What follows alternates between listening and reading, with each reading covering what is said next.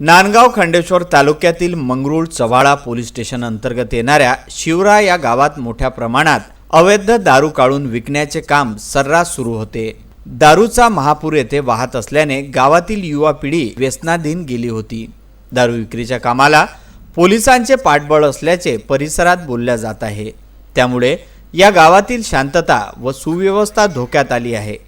यासाठी शिवरा येथील महिला व पुरुषांनी दारूबंदी करण्याचा खूप प्रयत्न केला। दरम्यान पोलिसांनीही सहकार्याची विनंती केली, तरी पण दारूबंदीला सहकार्य करण्याऐवजी अवैध दारू विक्रेत्यांना त्यांचे अवैधान असल्यानेच गावात दारूचा महापूर वाहत आहे, अशी नागरिकांमध्ये चर्चा आहे। शिवरा येथील महिला बचत गटाच्या स्त्रियांनी मंगरुळ चव्हाळा येथील ठाणेदार शिवरा येथे आले असता तेथील शिवशक्ती महिला बचत गटाच्या अध्यक्षा जगेशा योगेश भोसले यांनी दारू बंद करण्यासाठी ठाणेदारांना विनंती केली व अवैध पद्धतीने दारू काढून विकत असलेल्या ठिकाणची माहिती देतो व त्या ठिकाणी चला, परंतु ठाणेदार यांनी तेथून काढता पाय घेतला। त्यांनी कुठल्याही प्रकारची दखल घेतली नाही। त्यामुळे ग्रामपंचायत सदस्य जगेशा योगेश भोसले या महिलेच्या पुढाकाराने बचत गटाच्या सर्व सदस्यांनी दारूबंदीसाठी पुढाकार घेतला व गावातील असणाऱ्या सर्व दारू भट्ट्या उद्ध्वस्त केल्या।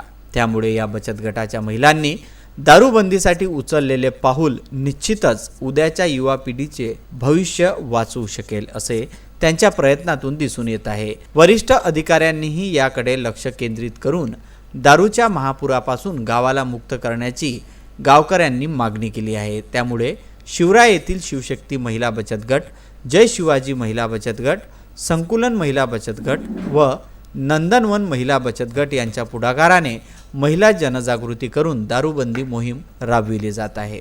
दारू वाल्यासाठी माझा नवरा पैसे लोकांपासून दार मागून माझा नवरा लपून ठेवते पैसे आणि ते दारूवाल्यासाठी ते बाहेर नेऊन जात आणि मी इथं लहान लेकरं घेऊन घरात एकटेच झोपतो साहेब। जेवायला काही नाही भेटत आम्हाला, तरी बराबरी दारूवाल्याची मी करून राहिली। माझ्यासोबत आमच्या सगळ्या बाया आहे, तरी मी माझ्या बायासोबत मी सगळे एक मुठ्ठी बांधून माझ्या बायासोबत मी भांडणार दारूसाठी। माझी विनंती आहे, माझ्या दोन गोष्टी तुम्ही स्वीकार करा। आम्ही सांगितलं त्यांना, आम्ही समोर राहतो, तुम्ही आमच्या मागे राहा। आम्ही घर जे दारूवाल्याचे घरं आहे आम्ही दाखवतो, तुम्ही त्यांनी पण आम्ही असं म्हटल्यावर त्यांनी सपोर्ट केला नाही आणि लवकरच चालले गेले। नंतर त्याच्यानंतर आम्ही कारवाई केली। सगळ्या बचत गटाच्या बाया आणि आम्ही समजदार बाकीच्या बाया त्यांच्या सपोर्टिंगला उभं राहून घरोघरी छान मारलं आणि आम्ही स्वतः कमरा कसून घरोघरी घुसून त्यांचे पित्ते काढले, डबे फोडले। आमचेच लोक आमच्या खिलाफ राहूनही आम्ही त्यांना भेलो नाही, तरी आमची कारवाई आम्ही केली।